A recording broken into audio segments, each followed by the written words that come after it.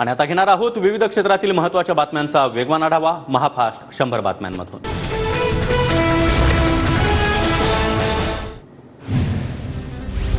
विधान परिषद निवडणुकीसाठी सत्ताधारी आणि विरोधकांचं देखील हॉटेल पॉलिटिक्स। भाजप शिंदेंची शिवसेना, ठाकरेंची शिवसेना आणि राष्ट्रवादी अजित पवार गटाचे आमदार हॉटेलमध्ये।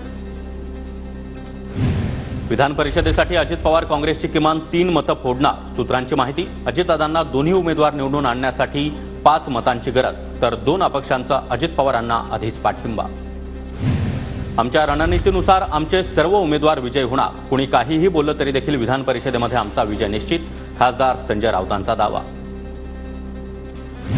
मतं नसल्यामुळे पवार गटानं स्वतःचा उमेदवार उभा केला नाही आणि शेकापच्या जयंत पाटलांना बळीचा बकरा बनवला।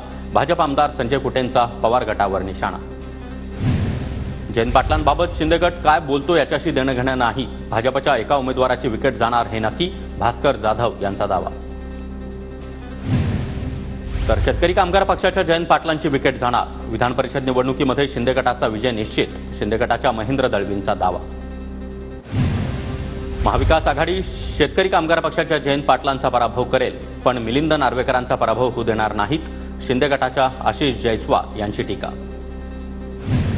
विधान परिषद सभापती पदावर अजित पवार गटाचा दावा। सत्तेमध्ये सहभागी होताना विधान परिषद सभापतीपद देण्यामध्ये महायुतीचं आश्वासन, सूत्रांची माहिती। अजितदादांचा गट अख्खा हॉटेलमध्ये नेऊन ठेवला, याचाच अर्थ अजित पवारांना आमदारांवर विश्वास नाही, रोहित पवारांची टीका। विधानसभेच्या 160 ते 170 जागा लढवण्यास भाजपचे नेते आग्रही। 160 पेक्षा कमी जागा लढवू नयेत, स्थानिक नेत्यांची दिल्लीकडे मागणी, सूत्रांची माहिती। काँग्रेसची मतं स्वतःकडे ओढण्यासाठी महाविकास आघाडीमध्येच स्पर्धा, विजयाचं गणित आमच्याकडे, भाजप आमदार राम सातपुतेंचा दावा। शिंदे गटाच्या पुण्यातील विधानसभेच्या 3 जागांवर दावा। हडपसर, खडकवासला, वडगाव शेरी या जागांवर शिंदे गट आग्रही। चंद्रपुरातील 3 विधानसभा मतदारसंघांवर ठाकरे गटाचा दावा। वरोरा, चंद्रपूर आणि बल्लारपूरच्या जागेसाठी पक्ष आग्रही। जिल्हाध्यक्ष रवींद्र शिंदे यांचा भास्कर जाधवांकडे अहवाल सादर।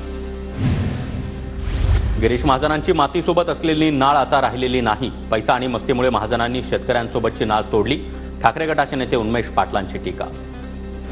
अजित पवार गटाकडून बारामतीमध्ये होणाऱ्या जनसन्मान रॅलीचा टीजर रिलीज। 14 जुलैला अजित पवार गटाचा बारामतीमध्ये महामेळावा।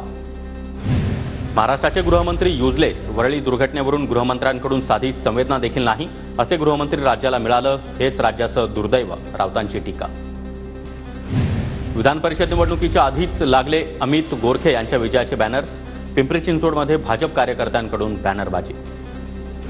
विधान परिषद निवडणुकीआधीच भाजप उमेदवाराची विजयी पोस्ट। भाजपचे उमेदवार योगेश टिळकर यांच्याकडून विजयाची व्हॉट्सअप पोस्ट। अभिनंदन करण्यासाठी चलो मुंबईचा नारा। विधान परिषद निवडणुकीच्या निकालाआधीच महायुतीचे उमेदवार योगेश टिळकरांचे आमदार म्हणून पोस्टर्स देखील व्हायरल। शुभेच्छा देणारे पोस्टर्स सोशल मीडियावर व्हायरल होण्यास सुरुवात। शिंदे समितीकडून हैदराबादमध्ये जुन्या नोंदींची तपासणी। 39% कुणबी समाज मराठवाड्यामध्ये असल्याची नोंद मिळाल्याची प्राथमिक माहिती। मनोज जरांगे रॅलीसाठी बीडमध्ये दाखल। मनोज जरांगे पाटील बीडमध्ये दाखल होताच जंगी स्वागत। बीडमध्ये जरांगे यांच्या शांतता रॅलीमध्ये लाखोंच्या संख्येत जमणाऱ्या मराठा समाज बांधवांच्या जेवणाची व्यवस्था। मराठा समन्वयकांकडून 50,000 किलोंची खिचडीची सोय। 14 जुलैला विशाळगडावर जाण्यावर संभाजीराजे छत्रपती ठाम। विशाळगड संदर्भातील प्रशासकीय बैठकीचं निमंत्रण संभाजीराजे यांनी धुडकावलं, पत्र काढत बहिष्काराची माहिती।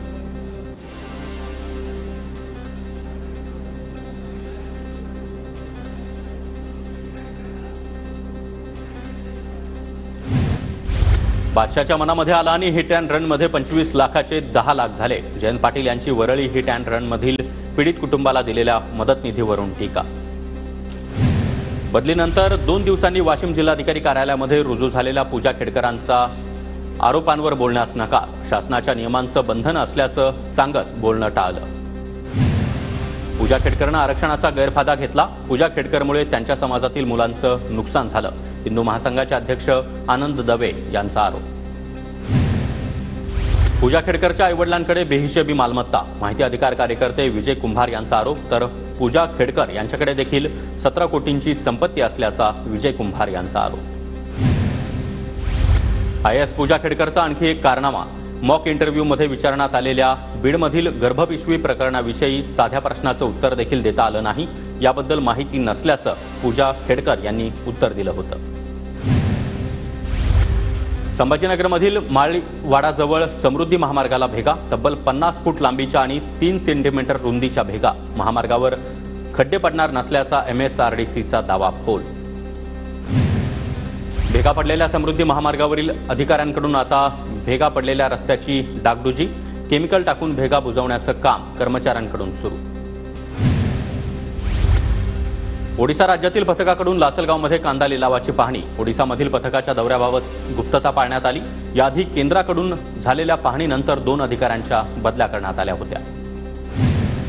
नाशिकच्या पंचवटीमधून शिंदे गटाच्या माजी महिला पदाधिकारी लक्ष्मी ताठे यांना तेलंगणा पोलिसांकडून अटक. गांजाच्या तस्करी प्रकरणामध्ये तेलंगणा पोलिसांची कारवाई. अहमदनगर महानगरपालिकेचे माजी आयुक्त पंकज जावळे यांच्या अडचणीमध्ये वाढ. जिल्हा व सत्र न्यायालयानं अटकपूर्व जामीन अर्ज फेटाळला. बांधकाम व्यावसायिकाकडून 8 लाखांची लाच मागितल्याचा आरोप. उपराष्ट्रपती जगदीप धनखड आज राज्याच्या विधानभवनाला भेट देणार. विधिमंडळ भेटीदरम्यान धनखड आमदारांसोबत संवाद साधणार, तर विधानभवनाच्या कामकाजाची माहिती देखील घेणार. मुंबईतील पूरस्थिती दरम्यान नौदल मदत करणार. कुलाबा, घाटकोपर, मानखुर्द, मालाड आणि वरळीमध्ये पथक तैनात. नौदलाचं पथक बचाव कार्यासाठी सज्ज.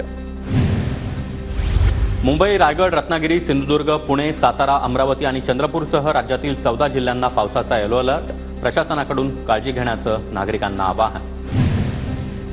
मुंबईमध्ये पावसाची हजेरी. पुढील 24 तासामध्ये मुंबई शहर आणि उपनगरामध्ये मुसळधार पावसाची शक्यता असल्याचा हवामान खात्याचा इशारा.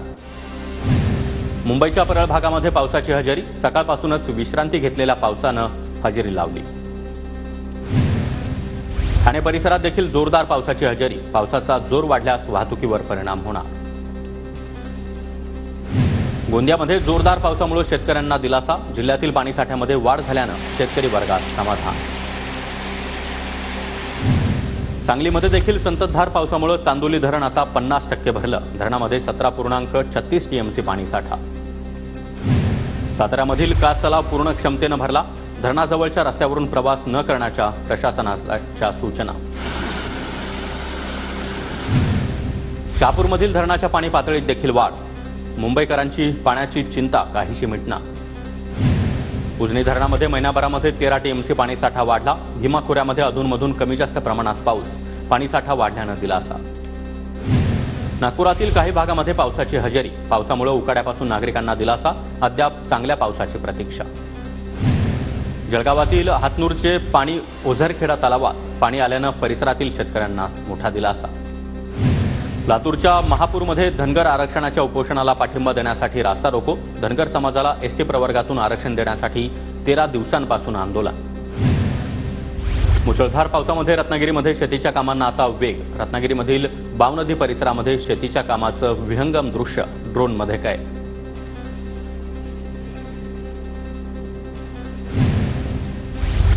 काँग्रेसचे नेते राहुल गांधी 17 तारखेला आषाढी वारीमध्ये सहभागी होणार. आषाढी एकादशी निमित्त वारीमध्ये सहभागी होण्याचं महाविकास आघाडीच्या नेत्यांचं निमंत्रण. संत तुकाराम महाराजांच्या पालखीचा आज इंदापूरच्या सराटीमध्ये मुक्काम. उद्या तुकोबांच्या पादुकांचं नीरा नदीमध्ये शाही स्नान होणार. संत ज्ञानेश्वर महाराजांची पालखी आज नातेपुतेमध्ये मुक्कामी. ज्ञानोबा रायांची पालखी आज सोलापूर जिल्ह्यात प्रवेश करणार. पुण्याच्या इंदापूरमध्ये पवार गटाचं तुकोबा रायांच्या पालखीला साकडं. शेतकऱ्यांच्या पिकाला योग्य भाव मिळण्याची तुकोबांच्या चरणी प्रार्थना. नांदेडहून पंढरपूरसाठी विशेष रेल्वेची सोय. भाविकांच्या सोयीसाठी नांदेड विभागाकडून नगरसोल, अलिदाबादमधून विशेष गाड्या सोडण्यात येणार. पण इंदापूरच्या कळम गावातील बाल वारकरी दिंडीनं सर्वांचंच लक्ष वेधलं. विठू नामाच्या गजरामध्ये चिमुकले देखील तल्लीन. सोलापूरच्या जेऊरमध्ये संत निवृत्तीनाथांच्या पालखींचं देखील स्वागत. माजी आमदार नारायण पाटील यांच्याकडून पालखीचं स्वागत.